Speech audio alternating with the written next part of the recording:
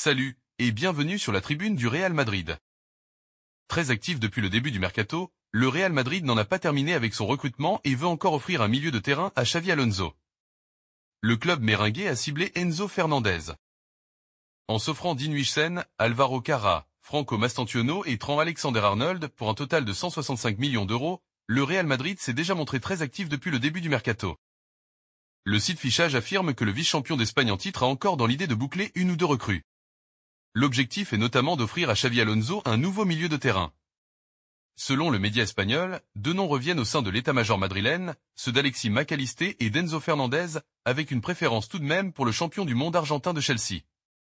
Il ne sera pourtant pas facile de déloger des Blues l'ancien joueur de Benfica, recruté pour 120 millions d'euros il y a 1 an et demi. Mais le Real Madrid a tout de même l'intention de tenter sa chance selon Fichage, qui écrit que Florentino Pérez est prêt à offrir 100 millions d'euros au récent vainqueur de la Coupe du Monde des clubs pour le transfert du milieu de terrain argentin de 24 ans. Xavi Alonso adore son profil de joueur très technique, à l'aise dans la dernière passe mais aussi très actif et rugueux à la perte du ballon. Un profil qui manque de toute évidence au Real Madrid, dont les profils au milieu de terrain n'ont rien à voir avec des joueurs comme Aurélien Tchouaméni, Federico Valverde ou Eduardo Camavinga.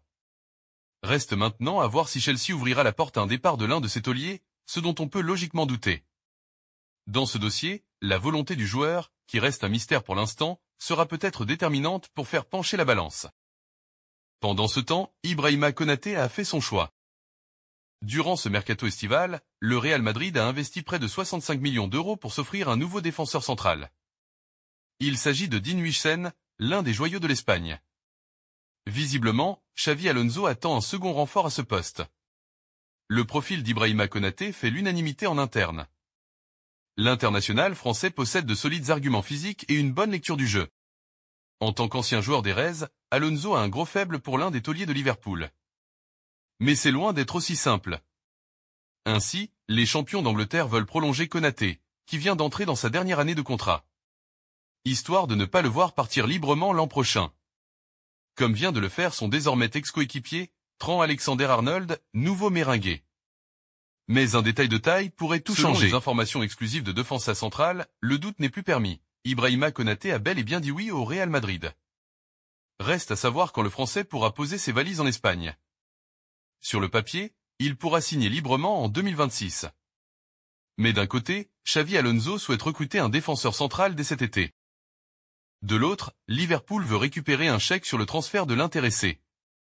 Si le Français ne prolonge pas, une vente s'annonce obligatoire dans les jours à venir pour satisfaire cette demande.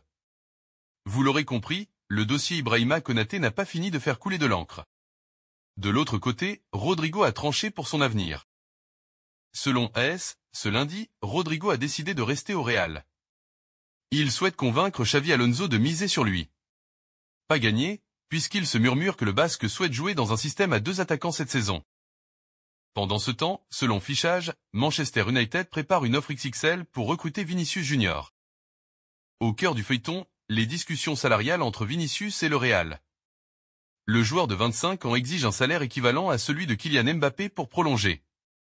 Mais jusqu'ici, les dirigeants madrilènes refusent de céder. Une impasse qui attise les convoitises, notamment du côté d'Old Trafford, où on imagine déjà Vinicius comme le nouveau visage du projet mancunien. Manchester United ne serait pas seul sur le dossier. Certains clubs saoudiens surveillent aussi la situation de près. Mais avec un contrat de 5 ans et un salaire estimé à 25 millions d'euros annuels en Premier League, les Red Devils pourraient bien avoir un coup d'avance. Reste à voir si Florentino Pérez laissera filer son joyau.